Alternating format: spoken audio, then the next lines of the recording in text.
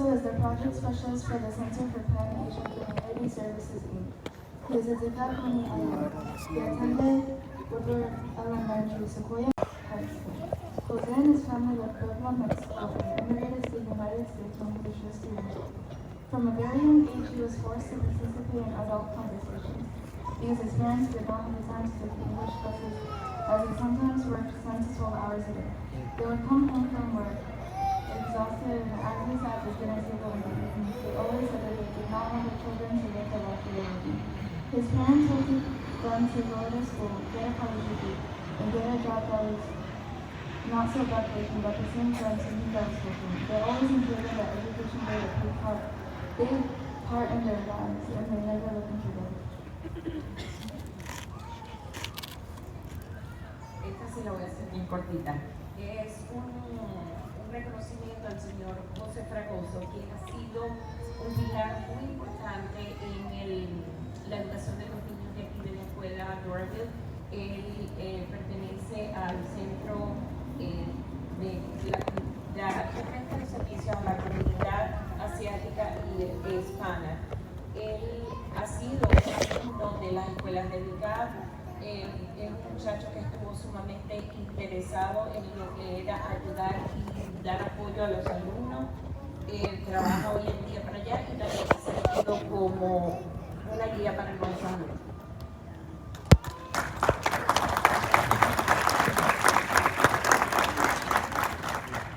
Since then, he was determined to graduate college for his parents. Bienvenidos, gracias por estar acá. Bienvenidos. University on a full-year, full tuition scholarship. During his time at Texas A&M, he became a student leader after his first semester throughout his college career. After graduating from A&M, he took a gap year and worked for the Georgia College Advising Corps at the University of Georgia and served as an advisor in Middle Creek High School to increase the number of low-income, first-generation, and underrepresented students who attend and complete higher education. It was during this gap year that he found his true passion in becoming a bilingual educator.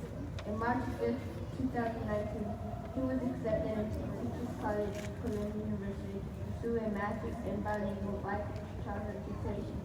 And last May of 2021, he was awarded his master's degree, the first in his family to do so. Now as a project specialist, he is working to establish a kindergarten to 12th grade school that will carry a bilingual curriculum in Spanish and English. Lo que dijo fue la continuación de la biografía de quién es el señor José Fregoso, y dice que asistió a una universidad sumamente reconocida. Allí fue un estudiante líder en todas sus carreras universitarias.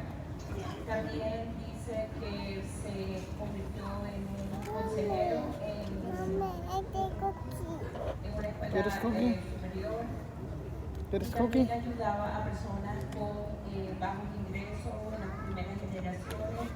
Siempre estaba allí para los estudiantes. En marzo del 2019 aceptó un puesto o una oportunidad para convertirse en un educador bilingüe y bicultural.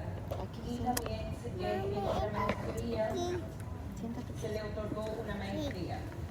Fue el primero de su familia que la obtuvo. Creo que eso es muy importante.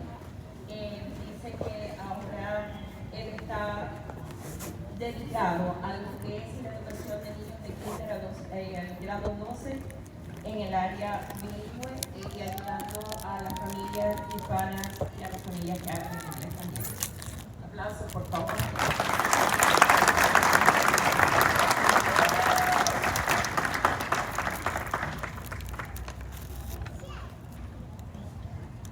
Now we will have a speaker by Mr. José Fregoso. Damos la bienvenida al señor José Fregoso y le pedimos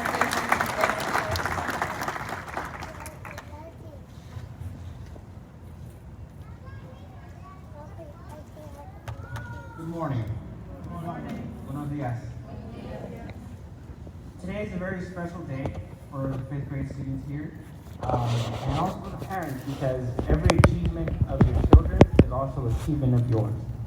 So I have the honor of being here And like they mentioned, in 2007, I also graduated, but I graduated from Woodward Elementary. So some of the students might have been born, some of them may have not been born yet. But I also would like for everyone to join me in thanking all the teachers and the faculty and staff at the school, because without the teachers, we really wouldn't be here.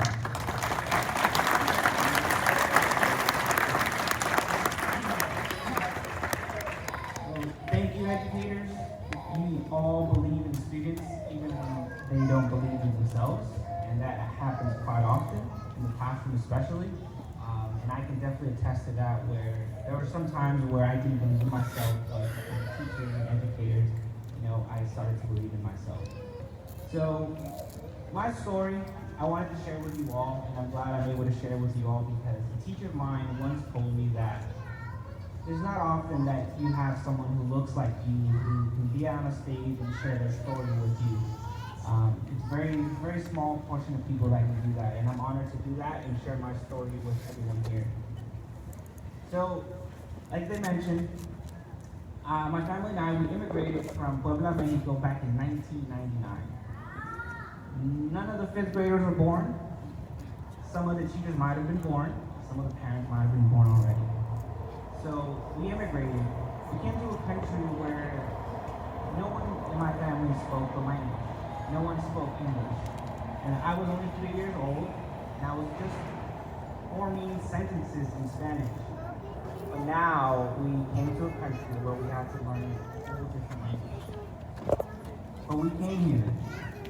We moved in to the apartment complex called Peachtree Creek, now called the Villas at Green Hills. That's where we first moved to Atlanta, Georgia.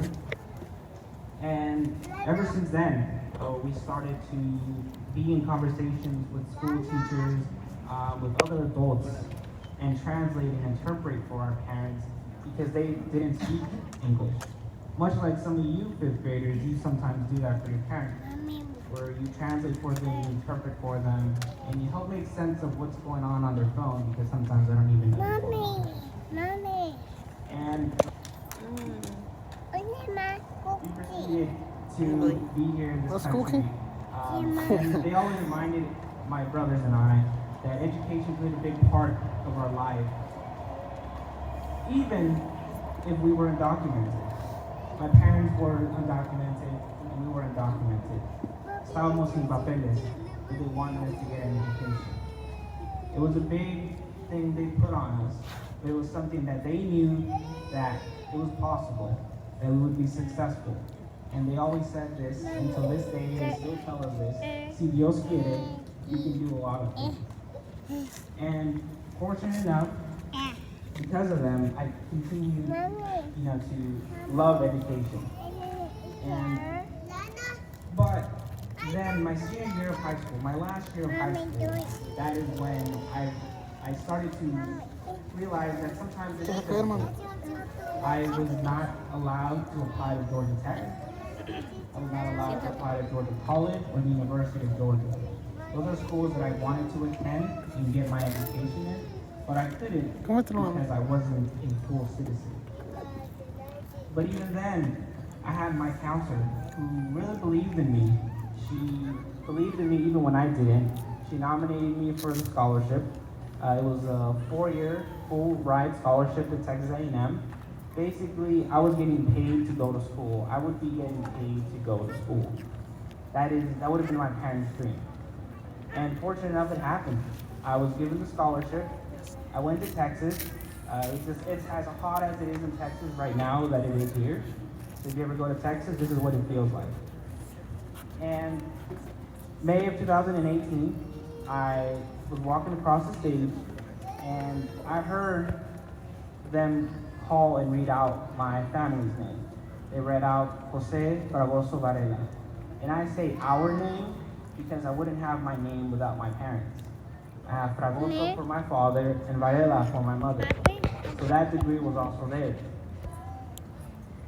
I took a gap year, and I worked to help more students like myself apply to college, get into college, get these scholarships, and